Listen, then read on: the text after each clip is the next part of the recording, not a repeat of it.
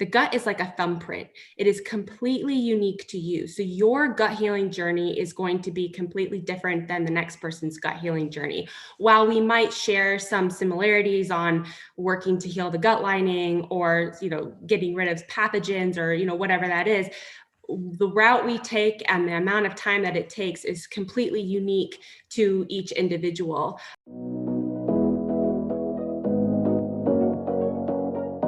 Hello, and welcome to the Art of Living Well podcast. I'm Stephanie May Potter, and I'm here with my co-host, Marnie Dotches-Marmette. We created the Art of Living Well podcast to empower you to live your happiest, healthiest, and most authentic life. Each week, we will bring you inspiring and motivating conversations covering health and wellness topics, including fitness, mindset, food, travel, product reviews, and strategies from a variety of experts, including our own bank of knowledge.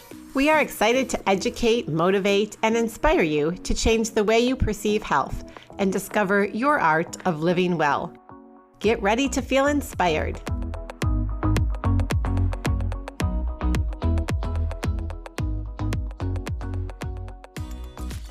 Hello, and welcome to episode 67 of the Art of Living Well podcast.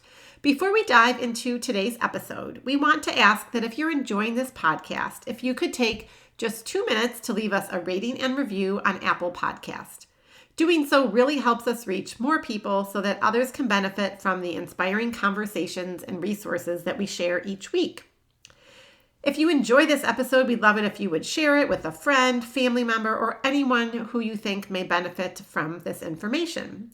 And of course, we'd love it if you would share it on social media, take a picture, and tag us.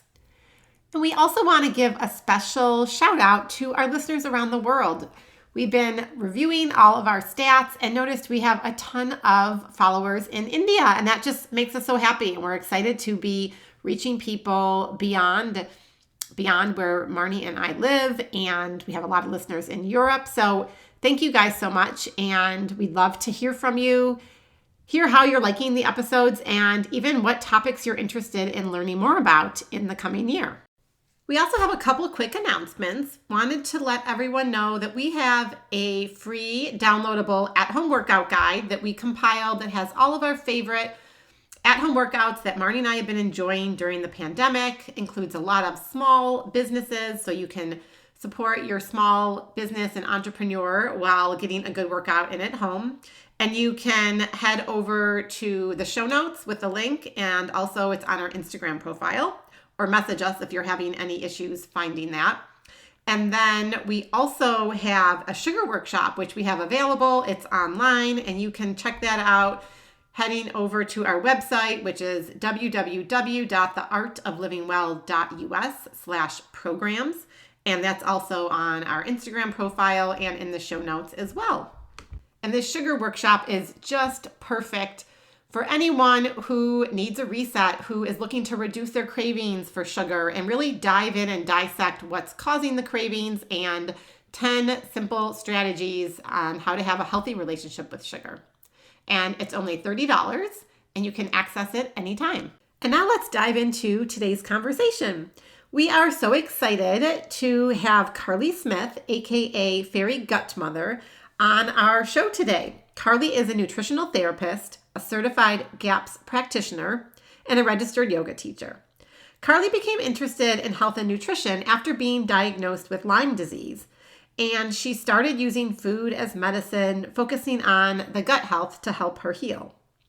She became so empowered in the progress of healing herself just by diet and lifestyle changes that she started her business, Fairy Gutmother, so that she could help spread awareness around nutrition and help others.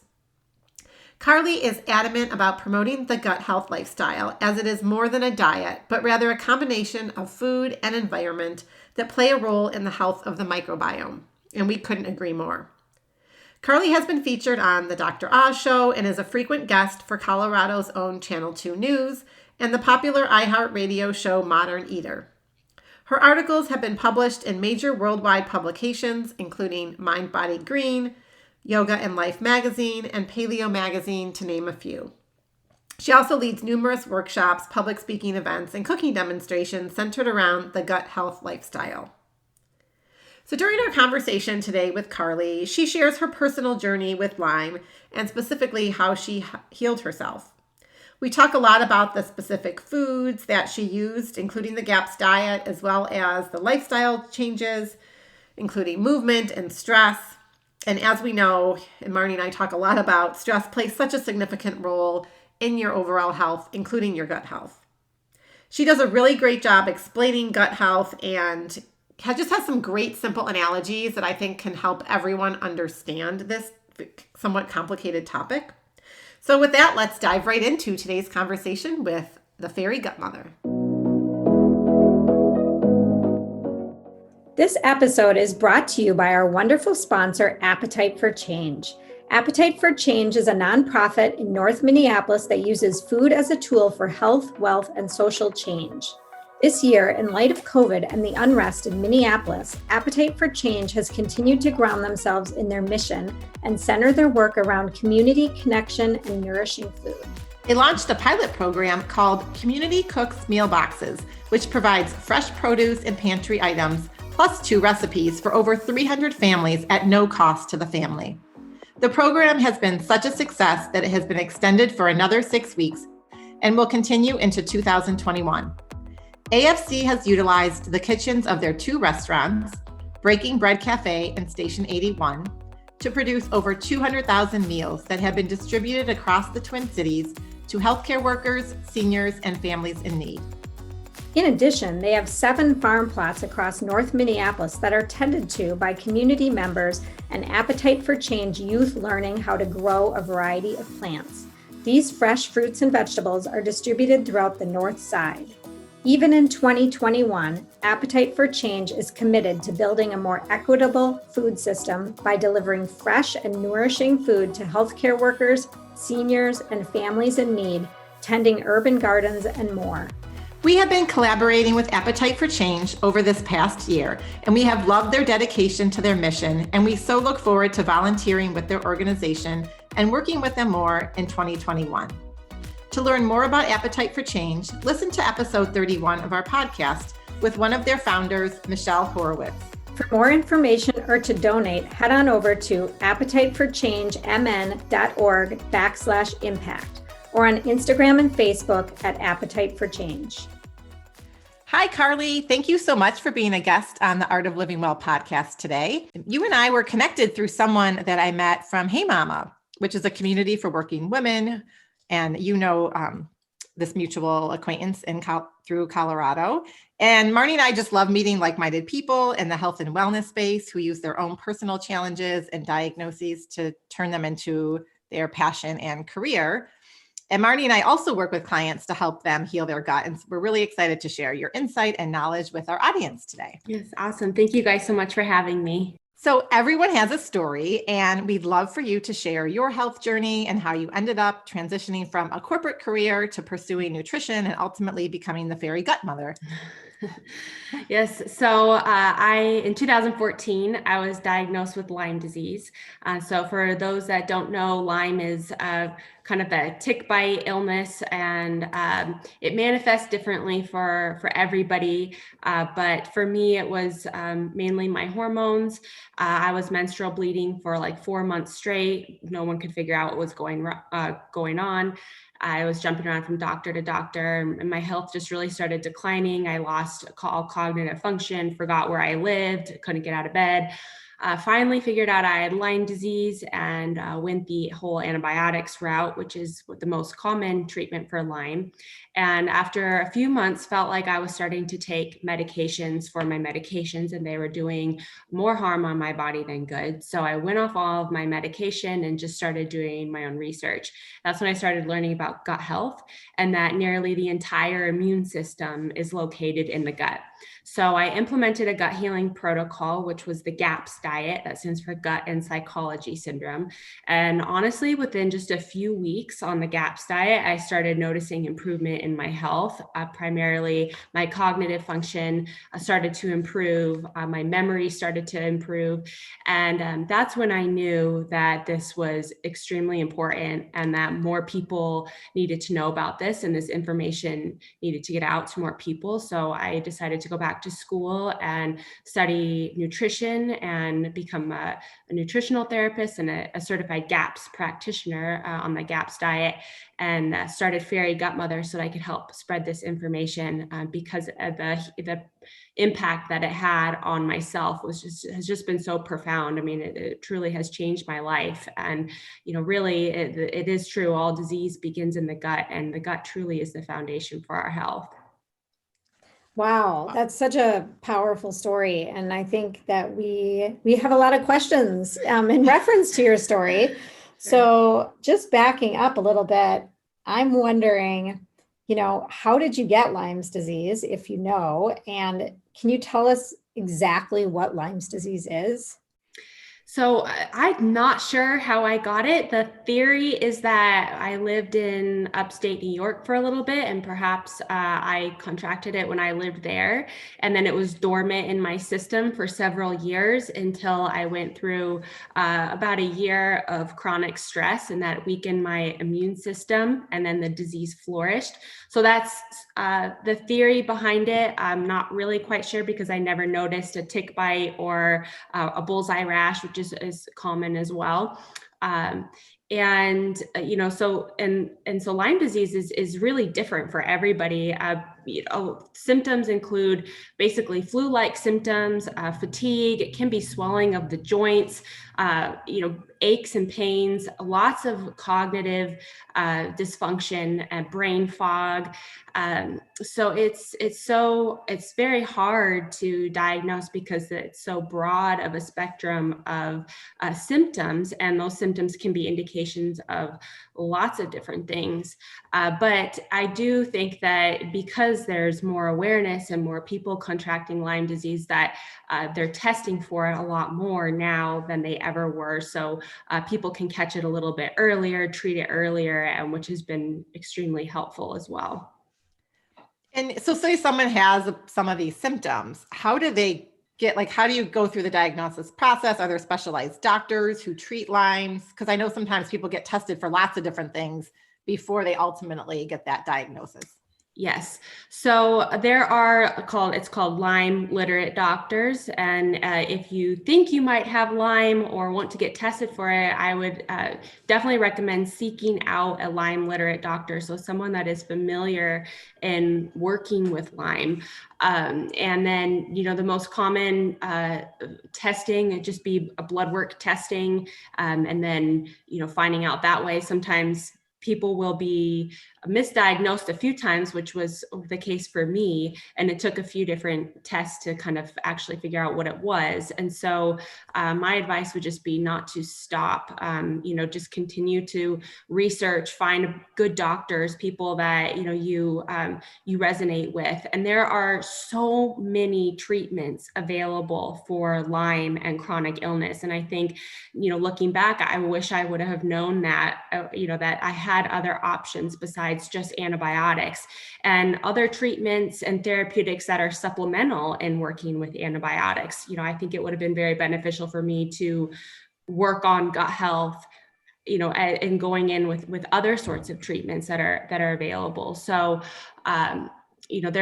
there's a lot of information out there, a lot of really helpful things for Lyme disease. You just kind of have to search around and approach your doctors like, that you're interviewing them, that they're working with you and they're working for you. So find the one that works best with what you believe and what you feel is right for you.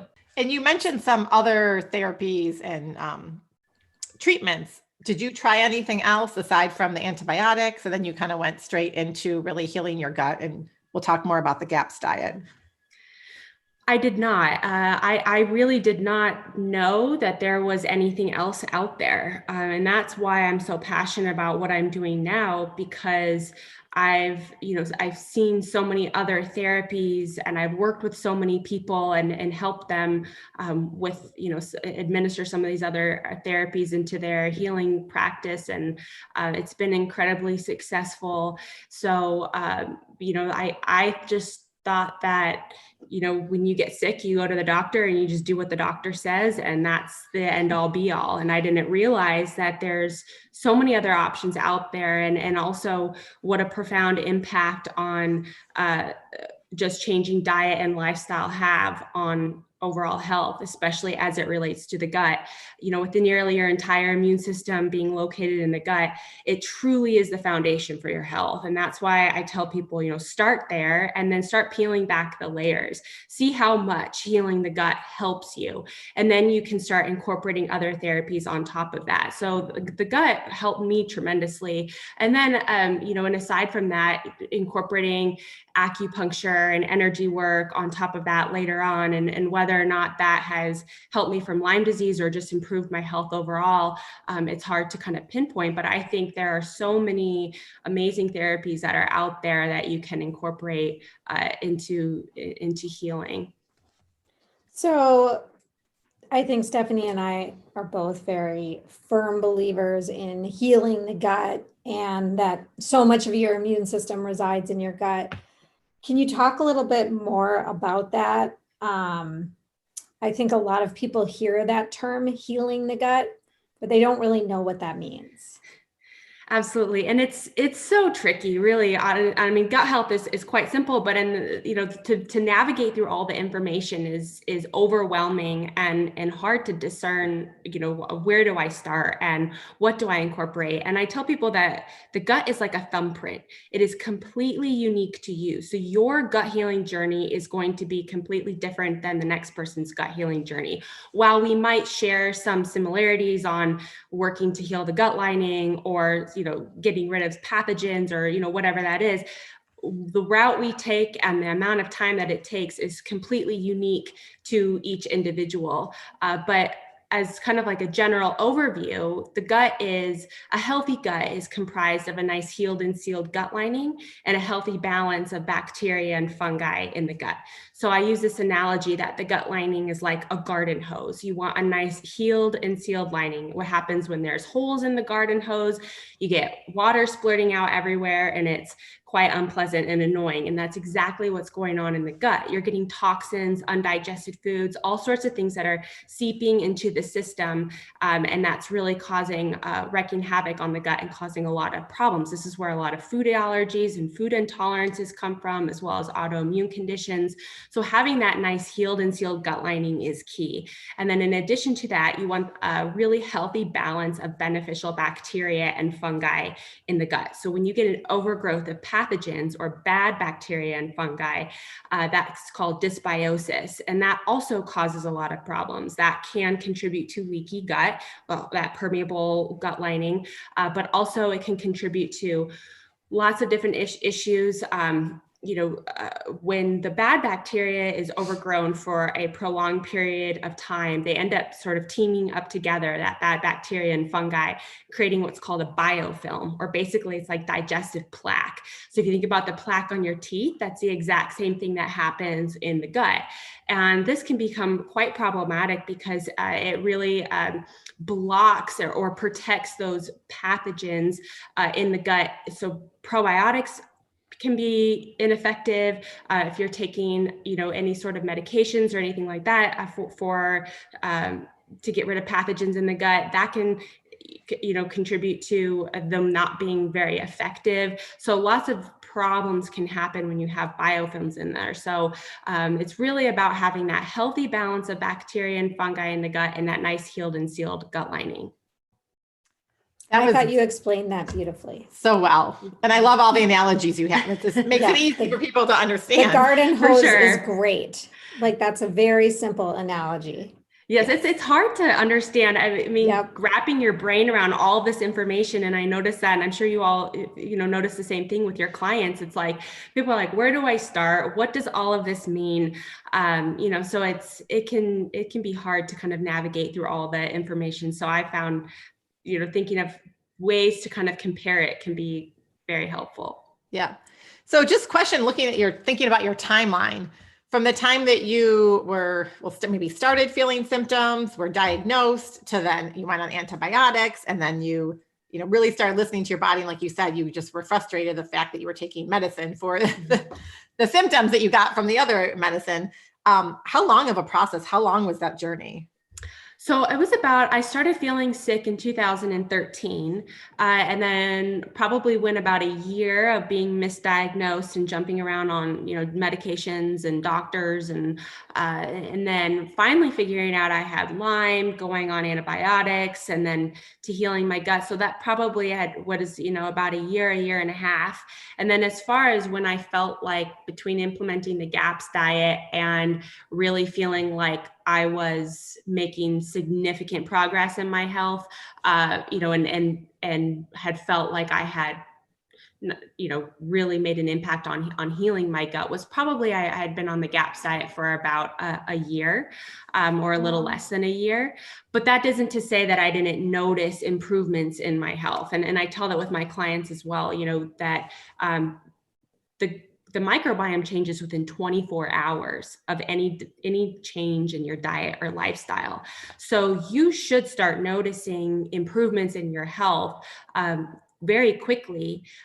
While that doesn't necessarily mean that you are healed within that short period of time, like I noticed in a couple of weeks, my brain, cognitive function was improving.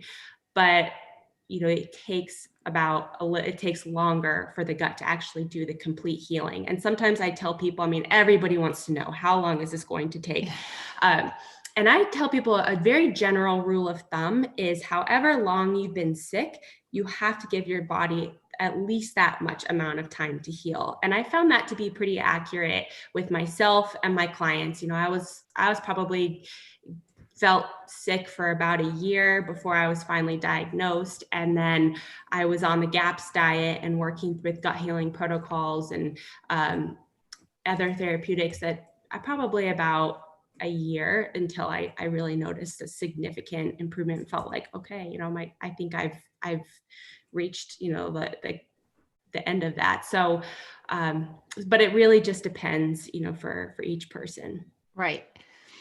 And did you stay on the antibiotics, or did you completely go off the antibiotics when you started the GAPS diet? I completely went off of them. So I went on and off of them for a few months. I was on them and then felt like, I was starting to take some different medications for my medications. I went off of them, then I went back on them. And after I did that a few times, every time I started reintroducing them, and my body just completely disagreed. And I felt better when I stopped taking them. So I had just planned to heal my gut, and then I would look at antibiotics, a little bit later. Let me just do this to get some of those digestive issues I was having under control.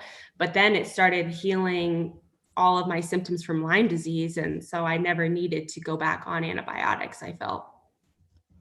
Wow. So can we talk about the GAPS diet?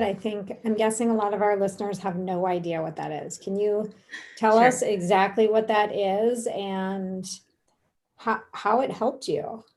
Absolutely. So the GAPS diet stands for Gut and Psychology Syndrome, and it was started by Dr. Natasha Campbell McBride. And she actually started this diet. It's based off of the specific carbohydrate diet, and she was using this to help her son reverse his autism. And then that's kind of how the diet came about. And so basically the diet is an elimination and reintroduction diet. So you eliminate a lot of foods that the body has a hard time digesting if your gut is compromised, and really implementing lots of bone broth, cooked meats, and cooked vegetables through the whole introductory stages. And then you start reintroducing food slowly and moving with the pace of your own body, because remember, the gut is like a thumbprint. It's completely unique to you. So the amount of time that you spend on each stages completely depends upon where your gut is at and how much time you need to heal in those stages. But you'll slowly start to progress and incorporating foods like fermented foods. Then you move on to the next stage. You can incorporate eggs, moving on to the next stage, and so forth, until you reach what's called the full GAPS diet, which is a pretty broad range of foods to incorporate into your diet. Keep in mind that everything is mostly cooked the entire time, because it's a little bit easier for your gut to digest. And then as the gut begins to heal, you can start incorporating all different kinds of foods so the gut can digest it a little bit better, and you can tolerate foods like dairy and grain and foods that typically tend to be a little bit more problematic for those with dysfunctional guts. And so you mentioned you were on the GAPS diet for a year. Is that sort of the typical, correct. And you kind of said, to expect it'll take as long as you've had the symptoms to heal, but how, because I studied a little bit about the GAPS diet sure. during some of my education, but it's pretty restrictive in the beginning.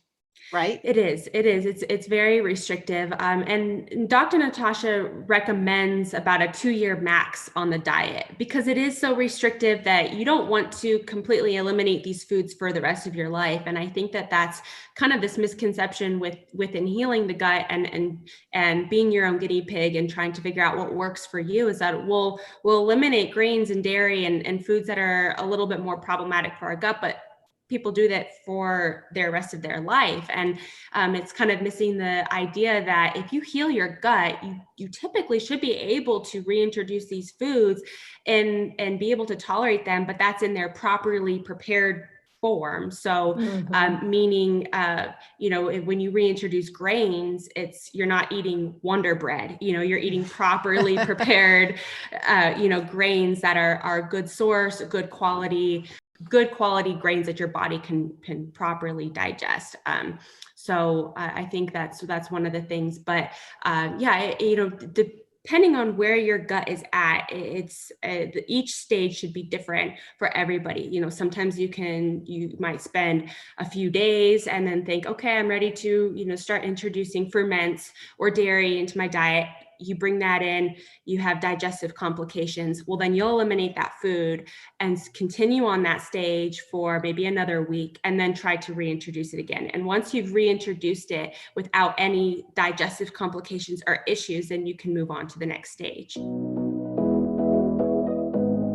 And now we want to take a quick break from today's conversation to give a shout out to one of our sponsors, Lakewinds Co-op, which is a favorite grocery store of ours to shop at in the Twin Cities. We love that Lakewinds has such high standards and vets every single product on their shelves, including their amazing personal care and supplement section, so that we don't have to. As busy parents, we don't always have the time or the desire to read every ingredient label. And when we shop at Lakewinds, we have confidence that it's been done for us. Grocery shopping should be an enjoyable and calm experience, and Lakewinds does everything to make your experience stress-free from the moment you walk in the door. The decor and aesthetics are really calming and inviting, and we have never met such knowledgeable and friendly staff in all the departments, including meat and seafood, in the wellness department, and produce. We love Lakewinds' produce section, which focuses on organic and fair trade products. About 95% of the produce is organic and local as much as possible, and they really support the local and small sustainable farmers right here in Minnesota and Wisconsin. The meat buyers actually visit the farms. They talk to the ranchers and see their practices to ensure that the animals are ethically raised and treated, which is really important to us. All of their meat is free from additives, synthetic preservatives, nitrates, antibiotic residues, steroids, and added growth hormones. Unlike many traditional grocery stores, Lakewinds has a banned ingredient list that is used to vet the products on their shelf, which includes artificial flavors, colors, preservatives, high fructose corn syrup, hydrogenated oil, etc. This applies to the food on their shelves, as well as the supplements and beauty and personal care products in their wellness department. If an item doesn't meet the product standards, Lakewinds doesn't allow it on their store. And we love that peace of mind. We also love how they seek out local small batch makers who meet their standards and really try to support our local businesses. We all know that maintaining a healthy body and mind has huge implications on our immune systems and being able to fight off the flu. So support your health and wellness in the new year by shopping at your local co-op.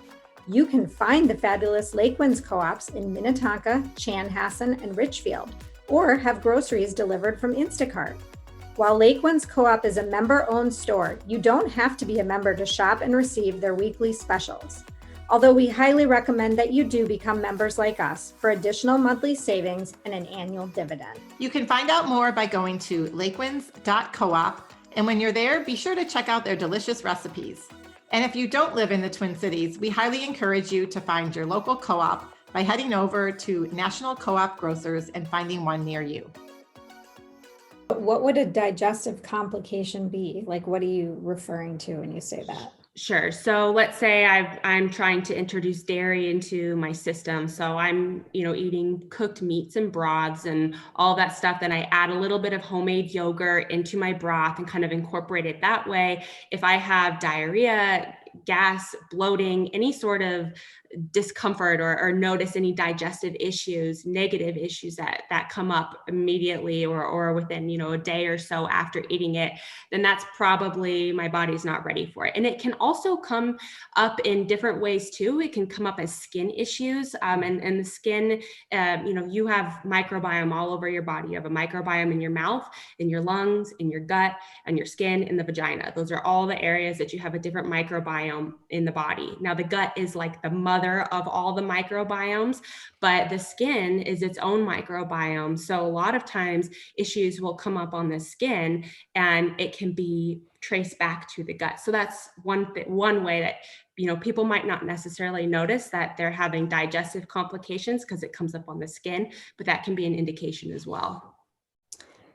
And what about for people that are vegan or they don't eat meat? How do you direct them when it comes to the bone broths and some of the cooked meats you were talking about? Absolutely. So the GAPS diet would be very hard for a vegan and vegetarian because it is so meat centric, but I do have a vegetable broth recipe available on my website. And what I stress to people that want to heal their gut, but don't want to incorporate any animal products, is that really be sure that you're sourcing vegetables that are high in nutrients that heal the gut lining, like L-glutamine. That's one of the best things that you can do. You can even take it in a powder form to really be helpful in kind of maintaining that intestinal integrity, that intestinal wall integrity.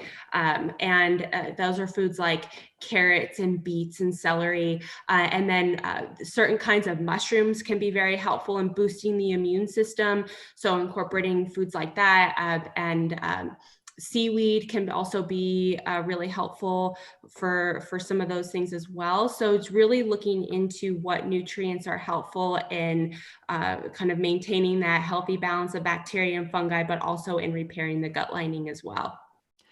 So what specifically in the meats and in the bone broth, what nutrients are, available to help heal the gut that you can't get from a plant-based source of food? So really it's like you're when you think about a bone broth, what you're doing is you're really extracting all those nutrients from the bones. It's the cartilage, the collagen, the connective tissue, those proteins, those amino acids, basically those building blocks of proteins that are found in the gut lining. So you're extracting all those nutrients that are helpful in repairing and rebuilding the gut lining, but they're also helpful in a lot of other areas as well. Bone broth has been helpful in hydration because you're extracting all those minerals from the bones. So it can be a great, sports drink in a way. It's also been known to help support a healthy metabolism. It helps your hair, your skin, your nails. I mean, it's really a fantastic source of so many nutrients that's helpful if you have achy joints, sore muscles, and repairing from that. So there's a lot of different health benefits in bone broth in addition to just healing the gut lining, but primarily that it's due to the cartilage, collagen, connective tissue, L-glutamine, all of those nutrients that you're extracting. Okay. And it's not something you can just like take in a pill, right? It's really best to get it through a whole food source. Absolutely. But there are supplements that are available. You can take collagen supplements, collagen peptides. They make bone broth powder now, which would be great, as a protein powder. So they do make it in a supplement form. And that can be great as well, especially if you're traveling. But if you are, and I also say it's great for, good housekeeping type measures, if you just want to sort of, get that into your system, just to maintain those levels. But if you are looking for gut healing, you need to heal your gut, I definitely recommend incorporating bone broth, because in the initial stages, especially from the GAPS diet, in my clients, I typically recommend about 6 to 8 cups of broth a day on a gut healing protocol, which I know sounds alarming, but if you are incorporating it into, all of your foods, I just cook a plain chicken broth and cook my oatmeal in chicken broth, so you can get it in that way. You won't ever notice it's there. You sweeten it with a little bit of honey. It's actually quite delicious. But if you're incorporating broth more into all your recipes, it's fairly easy to get about 6 to 8 cups a day. And that's really what you need in those initial stages for gut healing. Super interesting. Yes. Pivoting a little bit beyond using food to heal your gut, we know that stress plays a critical role in our health and preventing disease. Can you share with us how stress plays a role in digestion? Absolutely. Stress is so important. This is why I call it the gut health lifestyle. It's not just a diet, it's stress, and your foods play such a huge part in the role of your health. Stress does a lot of different things. It weakens the gut lining, again, leading to that intestinal permeability. It makes it very hard for beneficial organisms to thrive. Stress can increase the pathogenic bacteria in the gut. Proteobacteria is one. So in some of my clients, I analyze their microbiome and kind of look at what all is going on. And it's pretty interesting. And I'll see a client with a wonderful diet, really no issues.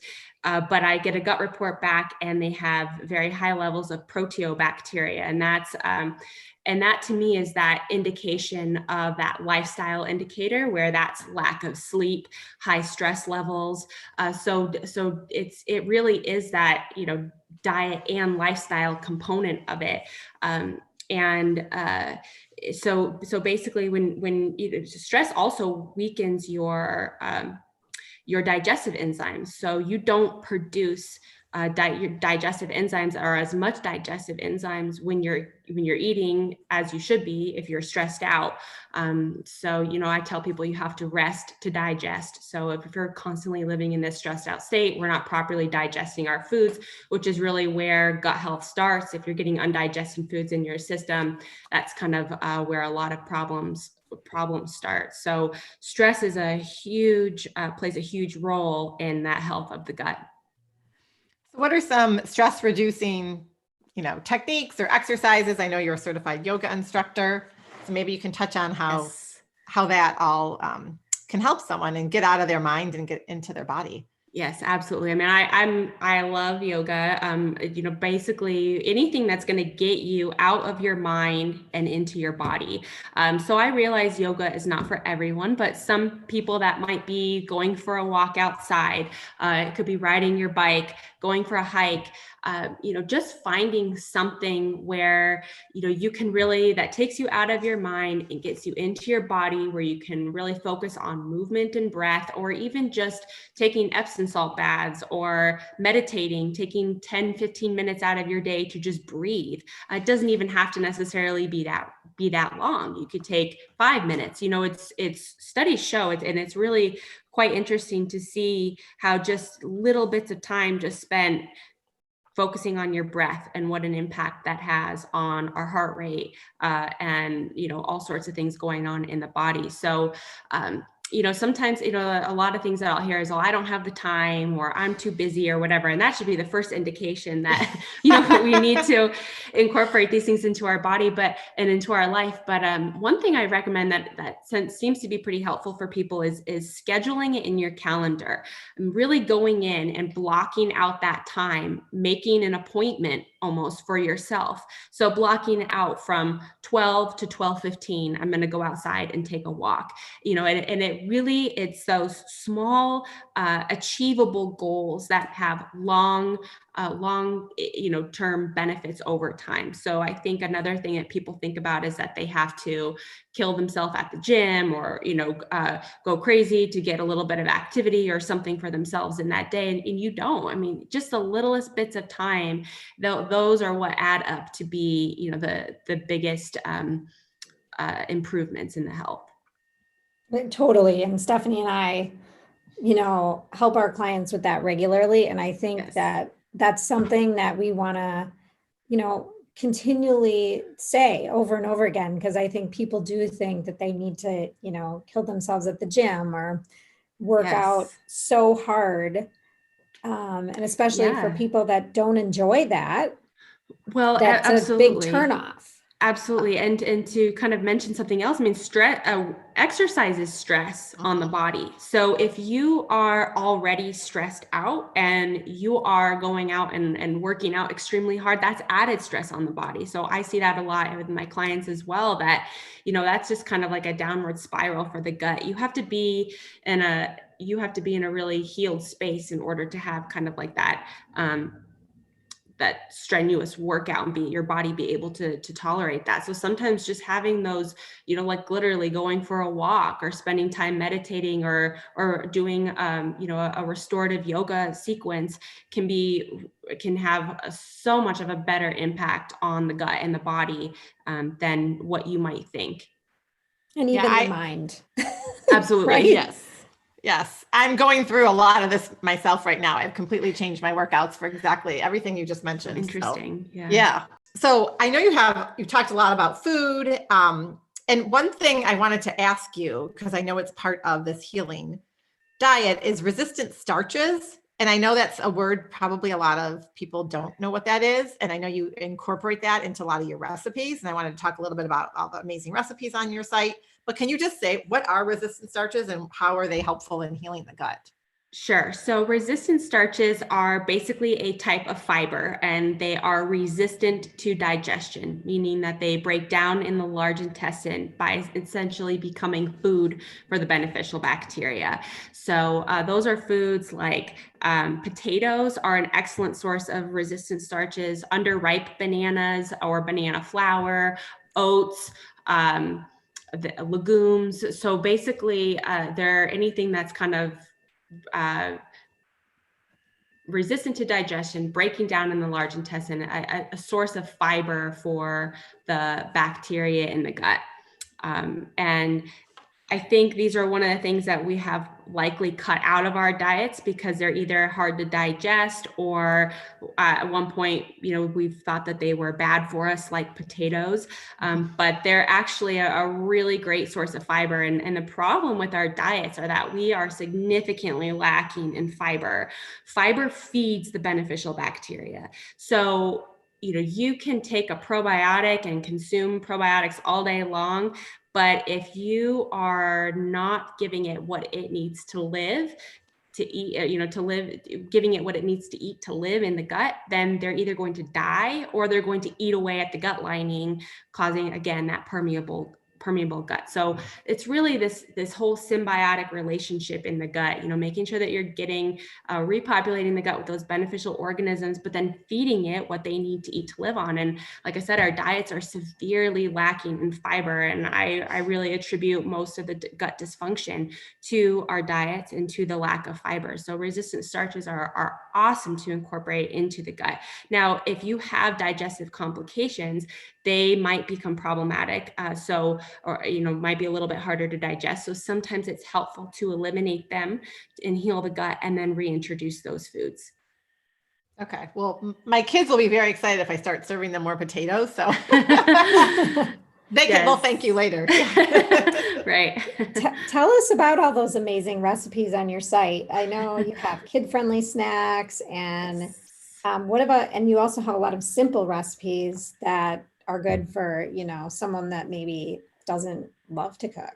Oh, Or is absolutely. just not as experienced in cooking. For sure. All my recipes are, really 5 ingredients or less, probably the majority of them. I mean, they're so simple and take minimal amount of time to make. And so, really, it's all about just choosing good quality ingredients. And that's really what makes the difference in so much of the food and the cooking. So if you have bone broth on hand or bone broth in the freezer, that's a great way to add lots of flavor and nutrients to your food. Start cooking with that. Cooking in broth, using a good quality sea salt is a great way to add flavor and nutrients to your foods, and cooking it in a good quality fat. So like a grass-fed butter or ghee, which is just clarified butter. Coconut oil. So, choosing good quality fats to cook in. And that's really what makes food taste so good. And then sourcing from, if you can find a local farmer, search your farmers markets, or localharvest.org is a really great resource for trying to find farmers and ranchers near you to buy good quality meats and good quality produce. And when you choose better quality foods, you don't have to be a great cook. They taste great already. So, and everything tastes good cooked in ghee or grass-fed butter seasoned with sea salt. So there's no secret there. Absolutely. So what are maybe some of your favorite recipes to cook? What I think is really fun is when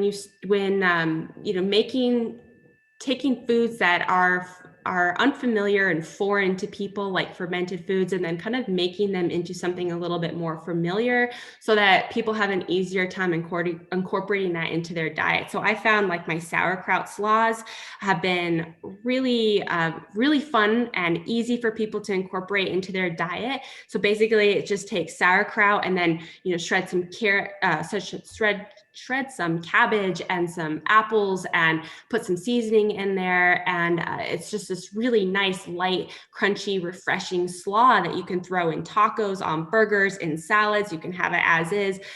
So I have a few different flavors. I have a spicy kraut slaw. I have a fennel apple kraut slaw. So I have a couple of different recipes for those on my website, but those are awesome because it gives people a way to increase their fiber intake, because we're adding some other veggies in there, but also allow yourself to sort of dip the toe in the water to try those ferments, because you're kind of putting it in some other things. Like I have a kimchi fried rice. Rice. Oh, yum. Also, sounds yes, really good. so delicious. Yeah. So just, finding different ways to kind of incorporate those foods. And that's been, really fun. They're great for meal prepping because, again, you can kind of use them in so many different ways throughout the week, which has been really helpful as well. So where can people find all these amazing recipes, and how can they connect with you? Just my website, which is just fairygutmother.com, and on social media is all at Fairy Gutmother. I have some cooking demos on my YouTube channel, and then of course post all of this to social media as well. Awesome. And we'll link all this information up in our show notes. And finally, one last question that we like to ask all of our guests is, what does the art of living well mean to you? It really is that whole lifestyle approach. It's, I talk about, like I said, the gut health lifestyle. It's stress management and self-care and diet. And it's that whole, kind of creates that big piece to the puzzle and all encompassing. So it's, self-care, taking time out for yourself, managing your stress levels, and, incorporating a diet that is helpful in supporting the gut, choosing really good quality foods, and taking the time to, prepare really nourishing and delicious meals. Love that. That's beautiful. Well, thank you so much, Carley, for being a guest and joining us today. Yes. Thank you guys for having me. Yeah. Thank you. It was very informative, and hopefully our listeners, I'm sure, actually not hopefully, that they will have learned a lot of new information. So this is great. Yes, Awesome. and I'm going to add the kimchi fried rice to my meal plan for next week. Yes, yay. and the Let me know apple how you fennel like it. slaw. The I apple know. It's fennel one of my slaw. favorites. I love fennel, so that sounds yummy. really good. Oh, Yes. It's so good. And fennel is great for digestion too. It helps to, ease any bloating discomfort after a meal. So it's an awesome thing to incorporate into your diet. Well, and I think, I can't remember if it's like Indian food, they eat fennel seeds. Yes. Is it Yes. Indian? Where they Yes. eat the fennel after the meal? Yes, Yes. because it's kind of helps to For the ease digestion, yeah. Mhm, absolutely. So yes, you'll have to let me know how you like the recipes and when you try it. So I'd be I happy to will. hear. And just side note now that we're wrapping it up, but you talked about cooked foods before, but would you cook the fennel or just eat it raw if it was in a slaw?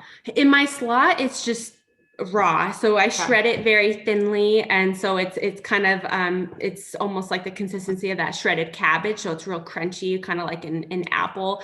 But you can cook fennel as well. And in the slaw, it's raw, but fennel is awesome to just, throw in the oven with a little bit of oil and sea salt and have it roasted. So lots of different ways that you can prepare it, and it's kind of an intimidating looking vegetable because it's got the bulb and then all those little crazy little ends coming off of it, but you can use those tiny little leaves as garnish in salads. You can chop up the stalks in salads, or like in a potato salad, that they kind of can substitute for a celery in a way. So there's a way to use that. And then remember, any ends or anything that you don't use when you're cooking, like carrot tops or maybe the fennel stalks, save those in your freezer and use that in a broth next time you use a broth. So always make that discard pile in your freezer and then toss all that stuff in a broth. So that always helps next time you make your own broth. That's a great tip. I've done that before, but then I forget most times. So I forget that too. So thanks for the reminder. Yes. Awesome. And have a great day. Thank you guys. Thank you so much for listening to the Art of Living Well podcast. We are so grateful that you joined us today. If you enjoyed this episode, please share it with a friend or anyone else you think may benefit from this information. We'd love for you to subscribe to our podcast, leave us a review, and tag the Art of Living Well podcast on social media.